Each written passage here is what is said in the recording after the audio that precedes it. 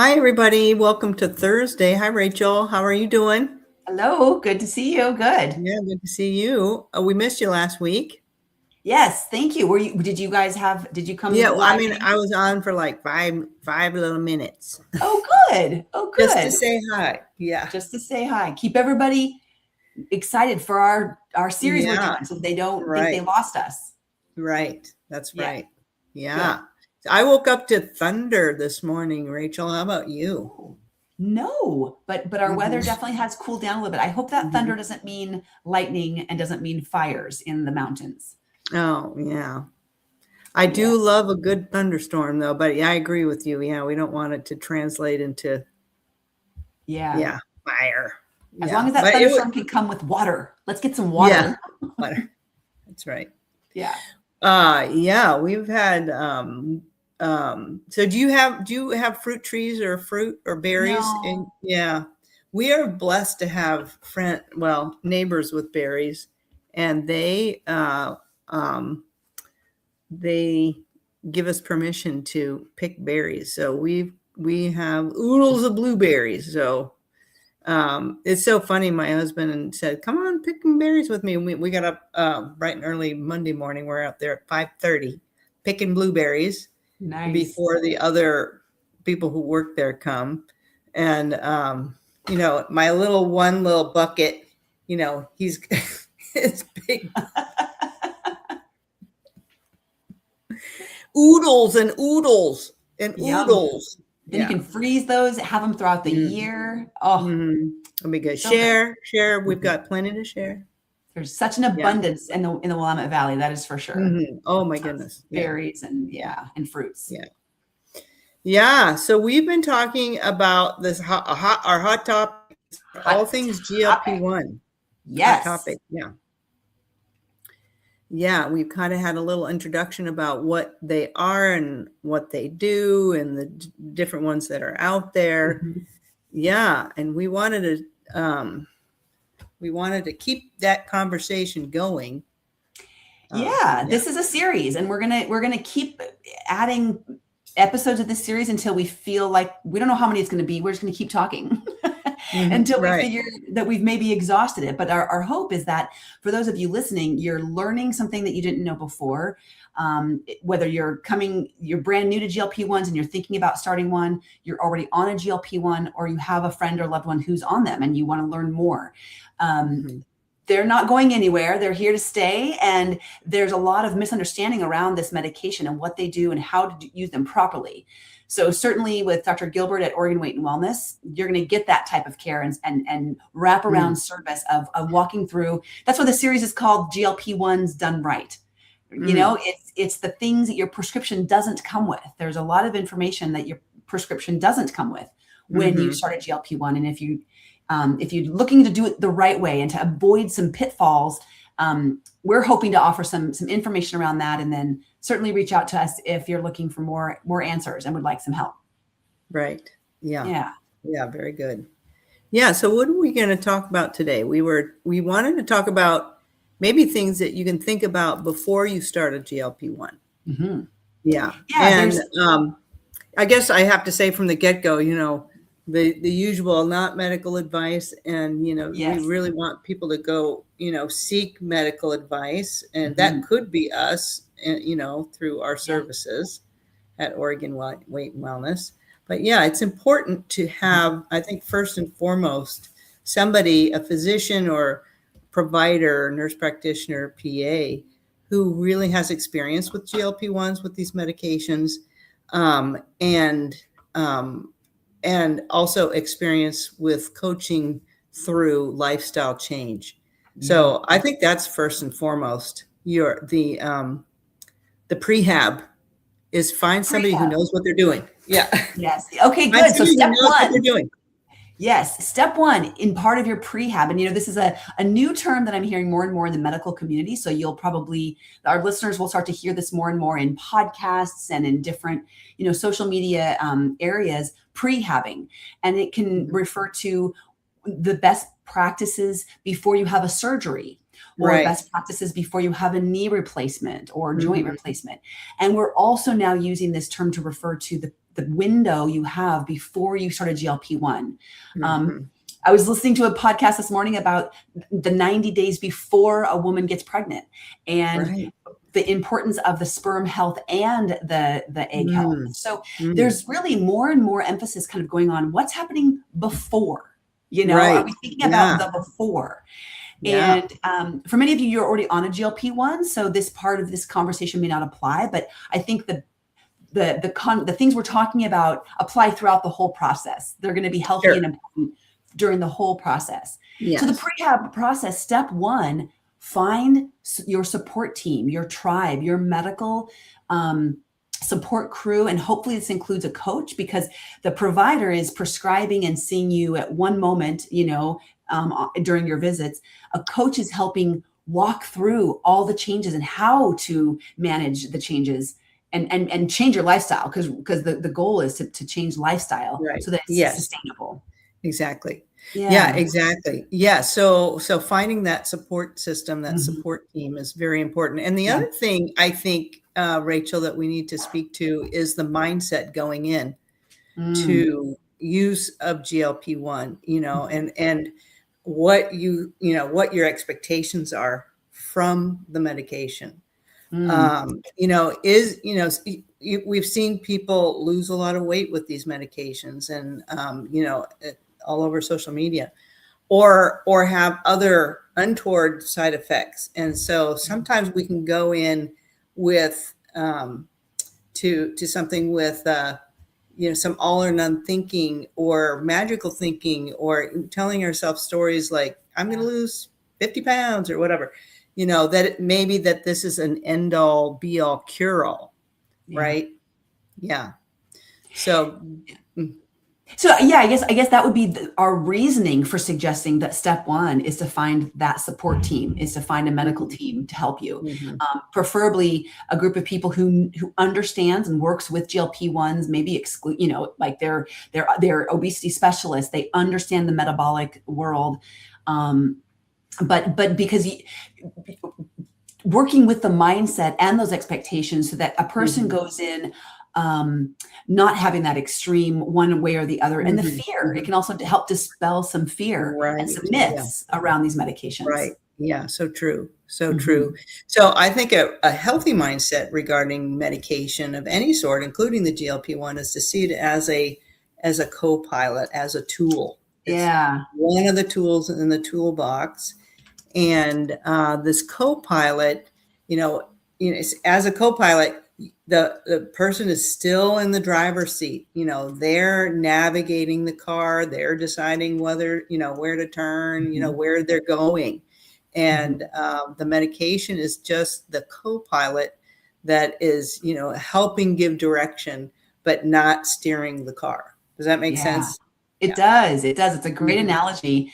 And which means it kind of highlights the importance of the person getting their mind right, understanding expectations, dispelling myths, understanding the truth, and how to work with those choices, because the person still has to make a choice every day of what they do and don't do.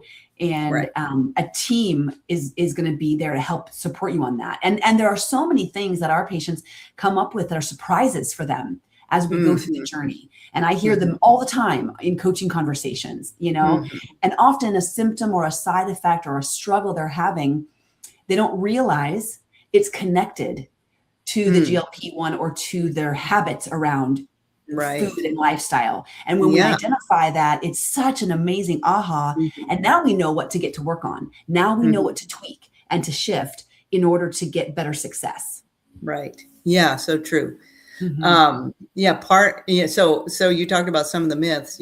One of the big myths is, that this is kind of like a savior kind of thing. And I'm not saying it's not a very powerful, important drug in this space, but the person still has to do.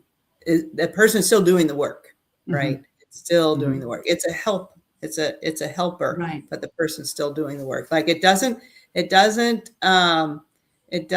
go to the store for you, right? It doesn't buy groceries for you. It doesn't prepare food for you, So Okay. Yeah.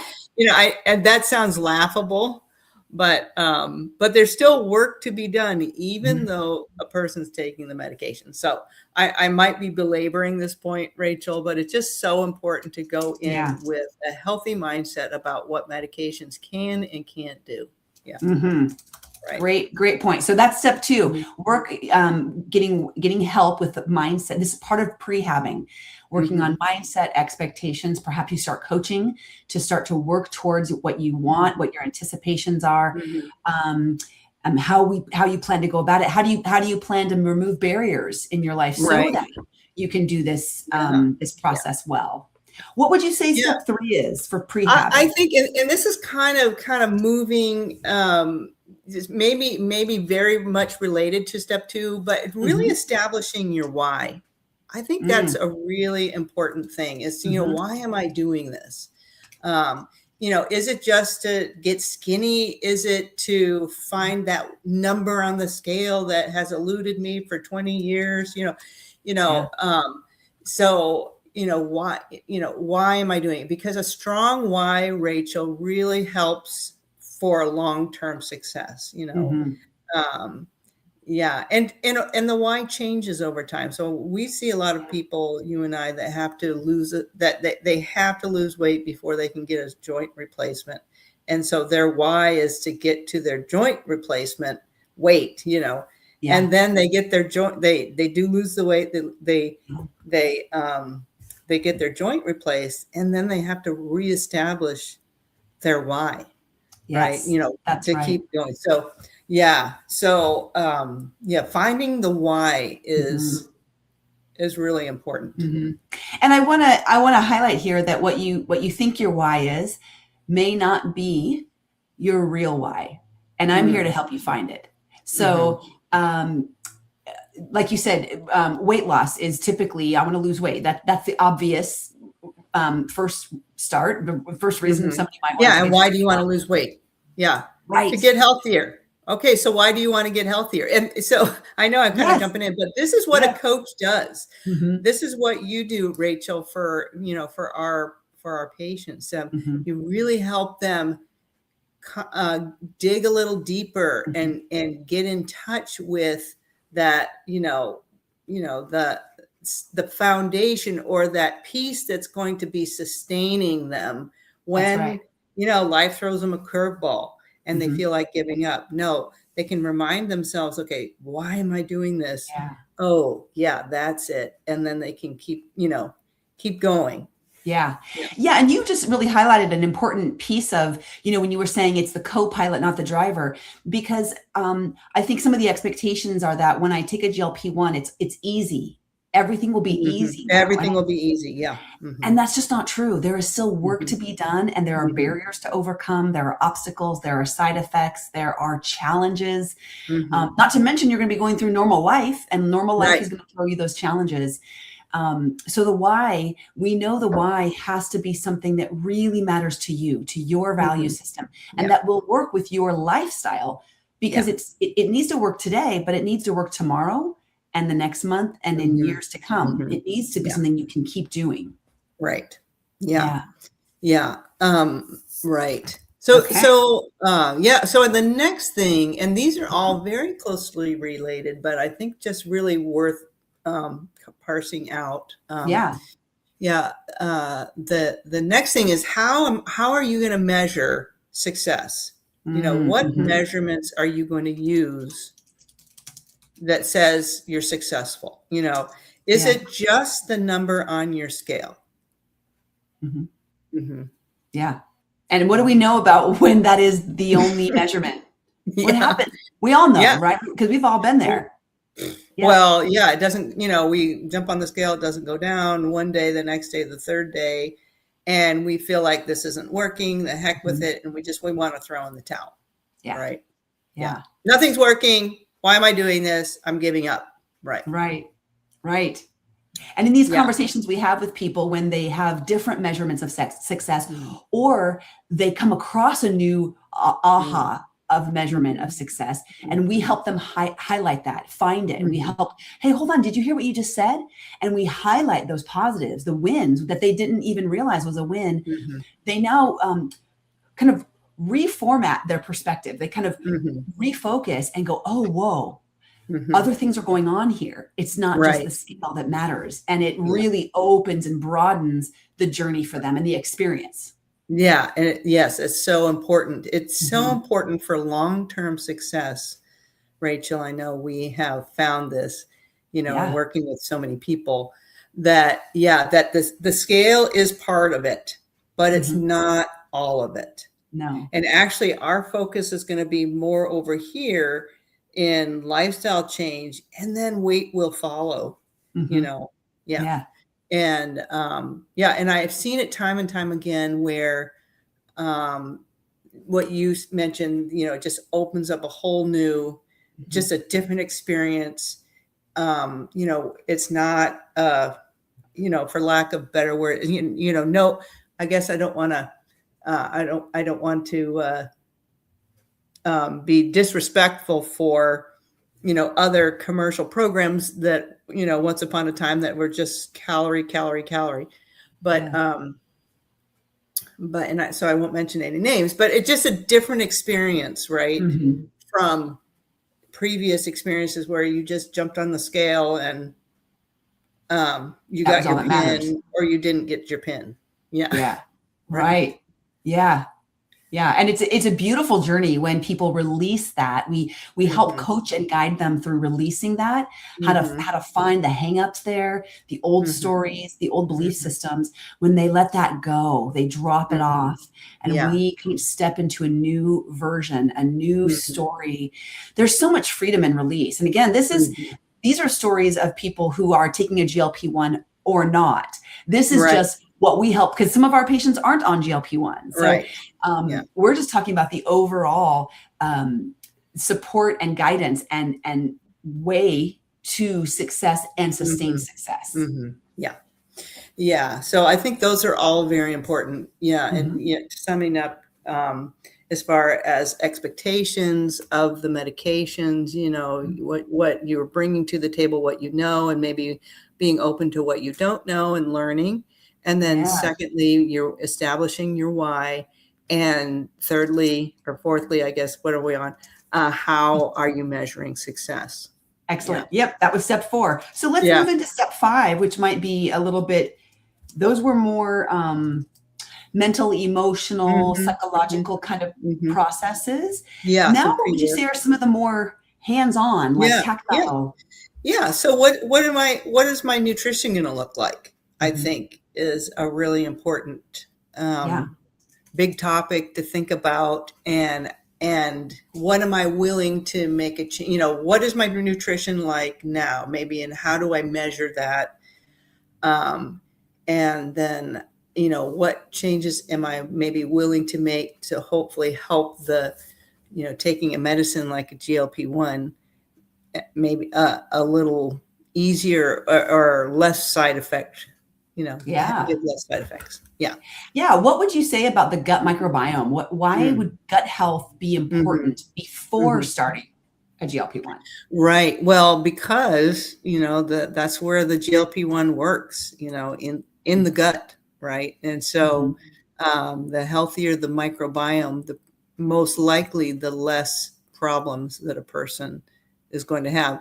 I will say this, though, Rachel, that there's a handful of patients, it's very interesting in my experience, who've had things like irritable bowel or something like that. And once they get on a GLP-1, it's a night and day difference. It's really interesting. Wow. Yeah. So, there are things about this medicine that we are still learning, lots of things that we are still learning, and its effect on the microbiome itself. But to your point, going in, you want to have a healthy gut. You want to have a healthy gut in general. So, especially when you're, taking a medication. And what does that mean when we say a healthy gut and focusing on a healthy gut? Of course, these are things that we individually work on with every single one of your patients and every one of my clients. This is a topic of conversation. It's right up there with our check-ins and with coaching and the conversation. What does that mean to have a healthy gut? Like, what are Yeah. the ways that we do that? Yeah. Well, I mean, so I think what it means to me is to make sure that the bugs that are Mhm. there are the ones that should be there, and then I don't want to have the ones that shouldn't be there. So that's kind of a simple way of looking. We have like so many bacteria Yeah. in our gut, and and um, more bacteria in the gut than cells in the body. I think they've said. Yeah. Yeah. Yeah. We're more bug than we are human. Yeah, apparently something like Yeah. that. Yeah. Something like that. Yeah. But yeah, and so I want to make sure that I care for the Hmm. healthy bacteria in my gut. So I'm growing healthy bacteria. Hmm. I'm creating an environment that grows healthy Hmm. bacteria, encourages that growth, but Yeah. discourages the growth of bad bacteria. And And how do we do so, that? yeah, awesome question. Yeah, it's by eating whole real food, Rachel, and Hmm. mostly plants, Hmm. because yeah, I think we've talked about it before. There's four things. We need to seed the gut with healthy bacteria, and that can Hmm. be from fermented foods, Hmm. right? That Hmm. have live cultures in them. These foods have bacteria. We're eating the bacteria that we Yeah. want to seed and reproduce in our gut. Yeah. And that can be from kimchi or sauerkraut or sourdough bread or Hmm. some yogurts, um, pickles, and can be fermented. So Hmm. many fermented foods out there, and that are so good for the gut. Yeah. And then, we want to seed the gut with healthy Hmm. bacteria, and then we want to feed the gut with fiber. Fiber we know comes from plants. Hmm. And we've talked about at Oregon Weight and Wellness 5 cups of vegetables in your day as a target, and 5 colors in your Hmm. of the vegetables, and 5 cups Hmm. to get the amount of fiber that you need to feed all those good bacteria in your gut. Right. Um, 5 because of the polyphenols, which also help with healthy microbiome and having a healthy gut. Hmm. And then the other thing is using resistant starch, because Hmm. resistant starch Hmm. looks to your colon like fiber, and it's food for your healthy bugs. Yeah. Yeah. So, yeah. So, eating, so step one for our patients is those 5 cups, 5 colors. And once people are really good with that, then we move on to phase two, which is 30 different plants in your week. Yeah, the Yeah. diversity.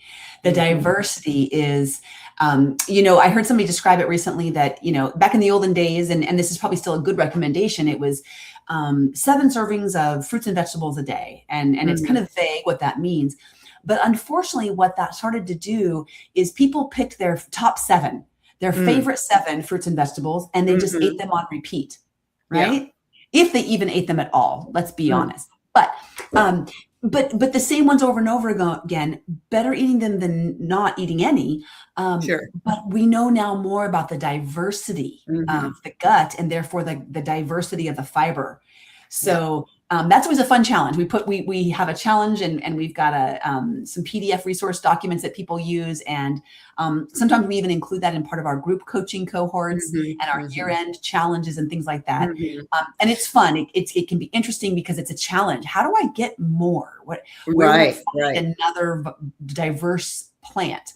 Yes. So there's lots of strategies around that, but yeah. Yeah. So starting with just the quantity and the colors, and then Mhm. moving into the diversity. And really, if you're moving to diversity, you're going to get the colors. I promise. Right. Oh, it's so Um, true. It's so yeah. true. Yeah. Yeah, at our recent cooking class, our chow class, Mhm. yeah, we showed, I don't know how many plants we had on that table. It was, yeah, We should it was, count it next we should, time. We need to we should count count. it. We should count. Yeah. We need to count. Yeah. We need to count. Yeah. It was a lot. It was a lot. Plenty of It was a color, lot. plenty of diversity. Yeah. Mhm. And so that's another thing that we do for patients. We don't just talk about it, we teach them and hands-on show how to get that diversity Yeah. that's really going to help them help their gut, which is going to help decrease symptomatology or Mhm. side effects, from a medication like GLP-1. Yeah. Right. It's the Mhm. hands-on, it's the education, it's the how, and then the design of it. Yeah. It's one thing to know there, but there's always a huge gap between the knowing what to do and then how and putting it into Mhm. action. And of course, Yeah. that's where most of human behavior, that's where we fumble, is we Right. know what we want to do or what we should Mhm. do, but then Mhm. getting it done. Yeah. So that's another Yeah. area. Yeah, So because a speaking lot of, of these things are new to us, and our default is to what's tried and true. right, Yeah, yeah. right, So yeah. we need that nurturing nudge to do the new and unpredictable. Mhm. Yeah, and step out And of our it's, little comfort zone. yeah, with safety nets and with support Mhm. and guidance Mhm. and Mhm. conversations that help us normalize what's hard and celebrate the Mhm. wins, and then find that Mhm. next little step forward. What's that next tiny step? And let's help guide you there so that you're Right. regularly moving forward. Yeah. And that's really, I think, one of the keys to what we do is every single patient of yours has regular touch points Mm. ongoing with you Mhm. and I. And it's not, here, we'll talk to you in 6 weeks. It's, nope, we're going to Right. talk to you next Monday. Yeah. Right. You have an That's right. appointment, Yeah. with me Yeah. or you. And that keeps momentum. It keeps inspiration, Mm. motivation, Mhm. and support. And we Yeah. do better when we are supported. We have Yeah. better success when we're supported. Definitely. Yeah. Definitely. Yes, we are easily accessible by text, and phone, email, Mhm. mostly text and email. That's probably the quickest way, that we respond well, Mhm. and answer questions, and we know that there will be a lot of questions in the beginning and as people move through, and Mhm. I love answering questions, actually. It's Yeah, good. it's great. Mhm. It's especially, when it feels like the person hasn't had the answer anywhere else, or is Mhm. confused by what's out there. Mhm. And then you have the Yeah, and opportunity it to. also tells me that the person's thinking and is engaged and wants to know and is being empowered with new knowledge, and Yeah. yeah, it wants to take a hold of their health and really do something. So Yeah. yeah, Yeah. When so those messages come in, it's just so encouraging. Like, oh man, they're really thinking about this, or oh man, Mhm. they're Mhm. really living this out in the real world. Right. Hey, I'm on vacation. Well, what do I do? How help Mhm. me? Yeah. Yeah. Right. And it's Right. like, yes, you're applying it throughout all Mhm. aspects of your Yeah. life. So good. Wow. Yeah. I think we're kind of Okay. coming to the end of our time here. Yeah, Yeah. I think we did a good job covering the basics of prehab. There are so Mhm. much more, of course, to it, but Mhm. basically, as an overview, get your support team, work on Mhm. mindset and expectations, establish your why, figure out what your measurements are of success, and then working on the nutritional side of things to prehab. Mhm. So you're prehabbing your mind, your emotion, your heart, Mhm. mind, body, and soul. Yeah, that's Getting right. those getting those up to speed and prepared, and then you're off to it, and then you're off and running. Yeah, perfect. All right. Well, Okay. thanks so much, Rachel. Always Yeah. great to talk with you. Do you have a second to tell us what's for dinner? Yeah. What's for dinner tonight is, well, we're working on leftovers still. We had a bunch of batches of things and had Mhm. frozen a bunch, and now we're kind of like cleaning out the freezer. So this is like, Mhm. Yeah. we're just sort of like, let's dig through the freezer a bit. So it's like buffet. Nothing Oh, makes nice. sense. Nothing goes with each other, but it doesn't matter. Mhm. You just a little Yeah, bit of this, a little bit of that. that's great. How about you? Yeah, well, my son's gonna grill us some grass-fed finished steak, so we're gonna have Mm, that lean steak along with, and I got to the bottom of my base salad at lunch today, so I'm gonna be back in there chopping up lots of the starting a different new one. vegetables for my Yeah. base salad. Yeah, yeah. Which is one of the easiest ways to get those 5 cups, 5 colors, and Mhm, diversity. It really mhm. is. When you look Yeah. at that bowl, you're like, bang, bang, bang, bang. You just nail it. Right? Nailed it. Check, check, check, check, check. Nailed it. Yeah. That's right. All right. Well, All have a right. great rest of your day. You too. Thanks, We'll see you next week, everybody. everybody. Take Bye-bye. care. Bye.